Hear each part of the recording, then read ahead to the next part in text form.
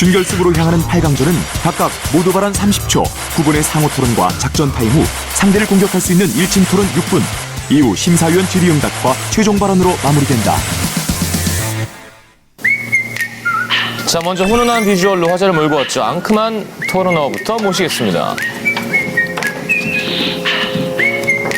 허위 광고가 나와도 상관없다는 그런 말씀이십니까? 그런 생각을 갖도록 그런 생각을 갖도록 하는 게 잘못이라는 거죠. 서울대학교 앙큼한 토론어. 자, 그에 맞서는 거친 럭커의 기운이죠. 동국대의 잭팟 모시겠습니다. 여러분은 정말 주민등록제도로 얻는 이익보다 손해가 더 크다고 생각하십니까? 그것을 악용하려고 하는 사람이 문제지 이 제도 자체의 문제라고 보기에는 상당히 말에 어폐가 있다고 생각합니다. 동국대학교 잭팟. 8강전 첫 번째 토론 주제, 사형제도 폐지할 것인가 집행할 것인가. 17년 전 마지막 사형이 집행된 대한민국. 2014년 현재 사형수 58명이 남아있는 가운데 사형제 존폐 논란에 대한 뜨거운 공방이 시작된다.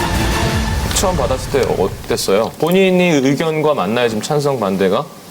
원래 맞습니다. 그래요? 네. 원래 사형제도 집행해야 된다고 생각합니다. 폐지? 네. 집행? 네. 왜요? 토론 때 말씀드리겠습니다. 그러니까요. 그렇게 대답할 줄 알았어요. 자, 바로 가겠습니다. 모두 발언 30초입니다. 인간의 생명은 모든 생존 활동의 기본 전제로 그 무엇보다 소중합니다. 인간이 가지는 모든 존엄과 가치의 본질은 바로 이 생명이므로 국가는 어떠한 상황에서도 국민의 생명과 인간으로서의 존엄을 보장해야 합니다. 범죄자가 생명을 경시했다는 이유로 국가가 국민의 생명을 경시하는 것은 명백한 잘못입니다. 국가는 국민의 생명을 박탈할 어떠한 권리도 가지고 있지 않습니다. 따라서 사형제도는 폐지되어야 합니다. 국가는 극악한 범죄에 대한 정당한 응보를 통하여 정의를 실현하고 범죄인에 의한 재범의 가능성을 영구히 차단함으로써 사회를 방어한다는 공익상의 목적을 이루어낼 의무가 있습니다. 그리고 저희는 사형제가 위와 같은 목적을 달성할 수 있는 가장 적합한 수단이라고 생각합니다.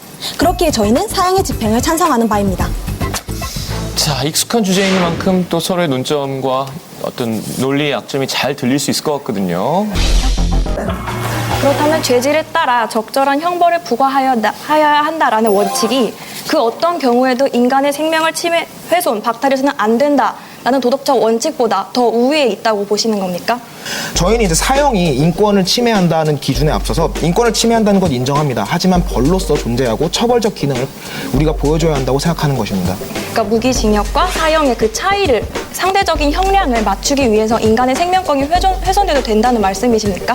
아니요, 저희는 인간의 생명권을 훼손한다는 의미가 아니라 정말 실제로 우리나라에서 무기징역이 선고되는 사람과 사형이 선고되는 그 죄질은 엄연히 다르다는 것입니다. 과연 지금 현재 무기징역을 받고 있는 죄수들이 사형을 받은 죄수들과 같은 죄를 지었다고 생각하십니까? 저희는 이것을 무너뜨린다면 우리의 사법제도 자체의 근간을 무너뜨리는 것과 다를 바가 없다라고 생각합니다. 사법제도의 근간을 제대로 다지기 위해서 사형제도가 있어야 된다는 말씀이십니까? 네, 맞습니다. 그렇다면 우리가 사형제를 통해 얻을 수 있는 것이 과연 도대체 무엇입니까? 범죄 억제력 가지지 않는다는 것 이미 1988년과 2002년 유엔 인권위의 조사 결과 사형제도가 범죄 억제력을 가지지 않는다라는 사실이 입증된 바 있습니다. 저희의 예를 들어드리면 1981년 텍사스에서는 사형 집행을 폐지한 이후 그 다음번에 사형 집행을 다시 부활시켰습니다.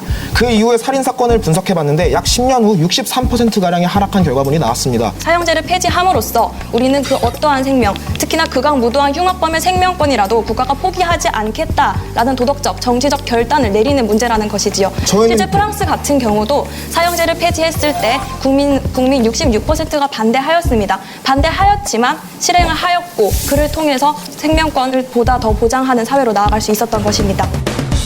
2분 동안 회의할 시간을 드리겠습니다. 상대의 논점의 어떤 약점을 잘 찾으셔서 승패를 결정짓게 될 1침 토론전. 작전 타임에 돌입해 전력을 가다듬는 양팀. 계속 질 것 같다라고 저한테 쪽지를 쓰더라고요.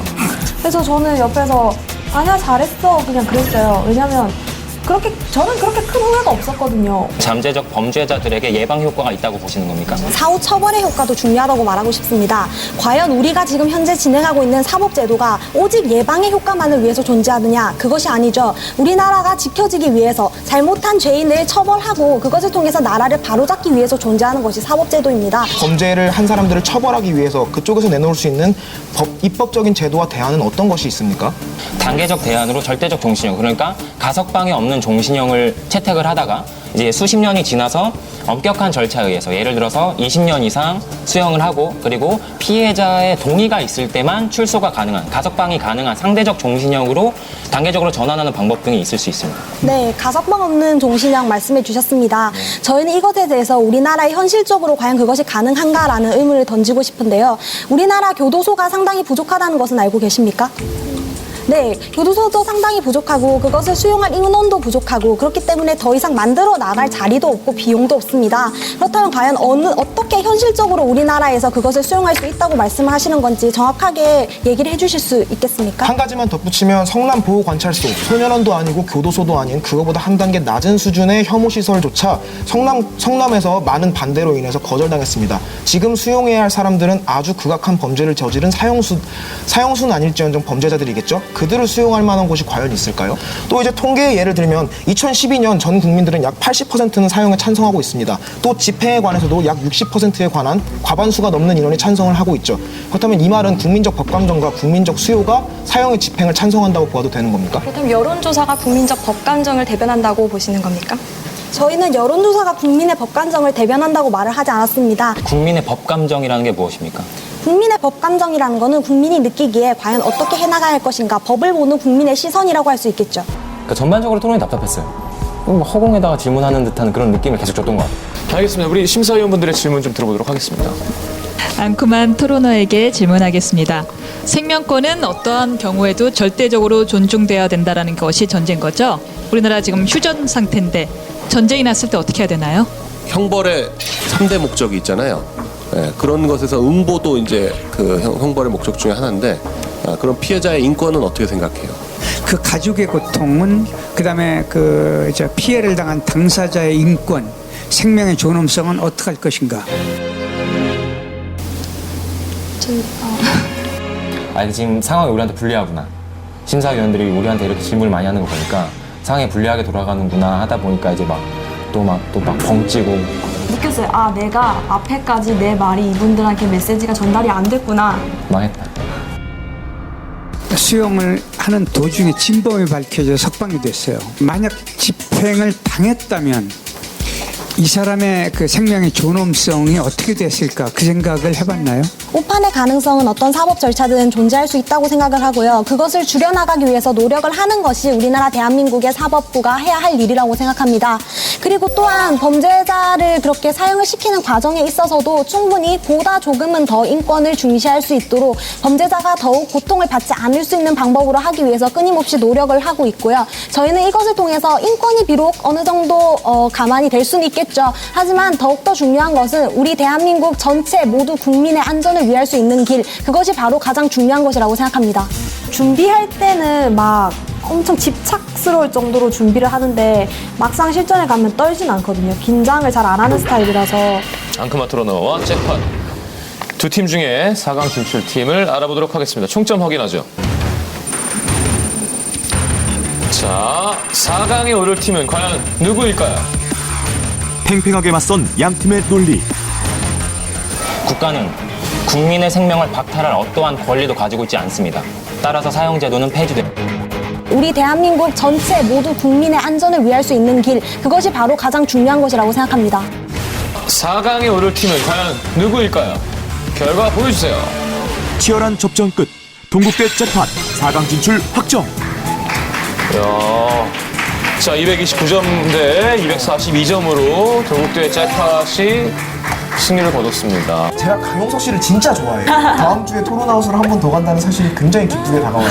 곡을 제대로 못했고 좀 총체적 난국? 똥이다. 네, 똥이다. 네. 굉장히 민망합니다. 예, 아까 오렌지 캐러멜의 춤이 이렇게 오버랩이 되면서 지금 이렇게 나가는 거 아닌가 모르겠네요. 네.